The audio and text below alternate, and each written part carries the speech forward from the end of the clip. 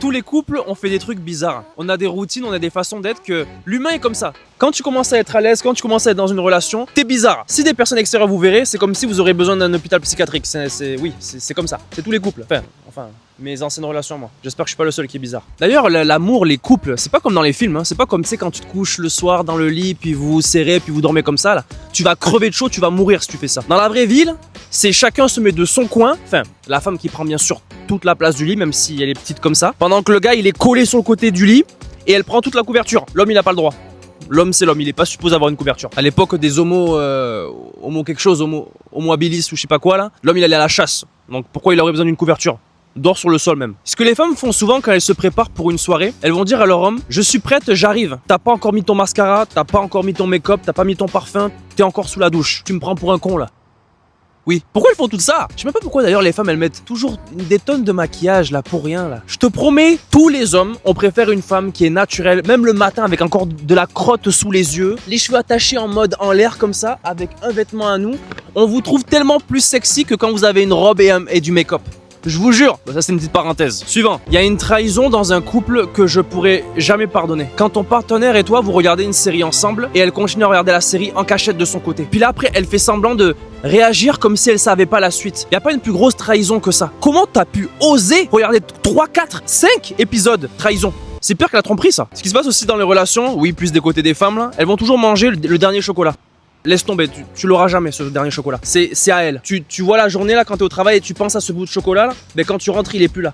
Il est déjà à la poubelle, elle l'a déjà mangé et chié. Donc passe à autre chose. Et aussi ce que j'ai remarqué dans les couples, ce qui se passe souvent, c'est que la poubelle elle va se remplir, elle va déborder, mais ils vont pas se dire je vais aller la jeter dehors la poubelle. Non, c'est on va la remplir jusqu'à que elle tombe. Et le jour où tout se pète la gueule, c'est celui qui a commis cet acte qui va devoir jeter la poubelle. Pourquoi tous les couples aussi se donnent des noms hyper bizarres? Genre des surnoms, je sais, même ChatGPT peut pas les inventer. Non, des fois quand t'es en couple, on dirait que tu parles ta propre langue de malade mental. Oh, ma petite cerise à la clémentine de...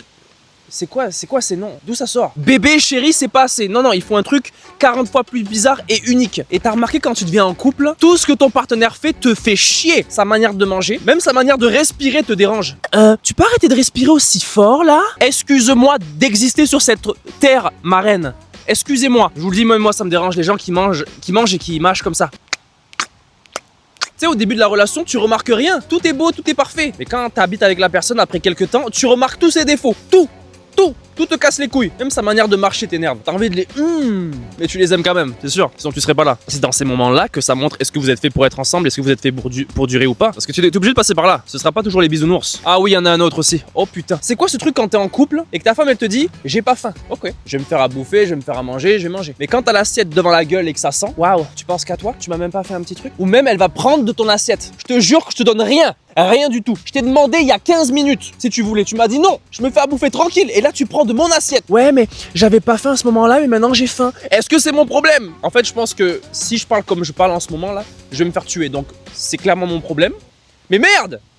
Il y a aussi un truc en couple qui se passe souvent, c'est que ton partenaire va te voler tes vêtements et tu vas jamais les revoir de ta vie. Oui, bon, nous, généralement, les hommes, on fait pas ça. On va pas voler vos culottes là parce que ce serait un peu bizarre. Elles vont te voler ton pull, ton jean, ta dignité, tout ce que tu veux. Et je te promets, tu les retrouveras plus jamais. Et le jour où t'oses dire est-ce que je pourrais récupérer mes vêtements s'il te plaît? Pour une femme, c'est la pire trahison du monde. Pire trahison, c'est comme si tu casses avec elle. C'est comme si c'était une rupture. Comment t'oses redemander tes vêtements que tu as achetés? T'as pas le droit. C'est ses vêtements maintenant. Il y a aussi un truc que j'ai remarqué, c'est rare mais ça peut arriver. Quand vous êtes en couple et vous vous disputez pour un truc tellement con que vous pétez de rire. C'est tellement genre vous vous connaissez tellement bien que vous vous disputez pour un truc. C'est nul. Et après vous commencez à péter de rire. Parce que vous savez que c'est tellement con, c'est tellement stupide. Pourquoi t'as mis le beurre du côté sud-ouest de la... Je sais pas c'est quoi le genre de dispute qui est stupide, mais moi je suis pas en couple. Moi je suis célibataire et seul. Donc voilà, c'était les choses que j'avais remarquées. Est-ce que toi tu fais des choses bizarres dans ta relation en ce moment? Ou peut-être que t'es célibataire mais dans tes anciennes relations. Moi j'étais l'homme le plus bizarre du monde. Dans mes relations, j'étais charismatique quand je rencontrais la femme. J'étais bien, je montrais le bon exemple. J'étais pas trop mystérieux parce que j'aimais toujours ça être moi-même. Mais le moment où je commençais à m'attacher à toi, genre j'ai été con. Nous les hommes, en fait, plus on vous aime, plus on va être con. Parce qu'en fait, c'est plus je suis à l'aise en ta présence, plus on va montrer notre vraie personnalité, qui est un con et des problèmes psychiatriques. Tous les hommes, on est comme ça. Donc le jour, moi, où je m'attache, je deviens vraiment con. Mais ça veut dire que je t'aime. Prends-le pour un bon signe. Parce que les 3 premiers jours que tu m'as rencontré et que j'étais... oui, bonjour. C'est pas moi, ça. C'est pas moi. Moi, je suis le con qui court à poil et qui monte dans un arbre. C'est moi. Ça, c'est le vrai moi. Et quand tu le découvres, tu peux pas me laisser partir, là. Je suis à toi, là. Donc voilà, j'espère que t'as aimé la vidéo. J'espère que tu t'es abonné pendant toute cette vidéo. Sinon, je vais te... taper. Je vais taper. Arrête tes conneries, là. Je vous retrouve la prochaine fois. Je vous fais de gros bisous. Passez une belle journée. Ciao.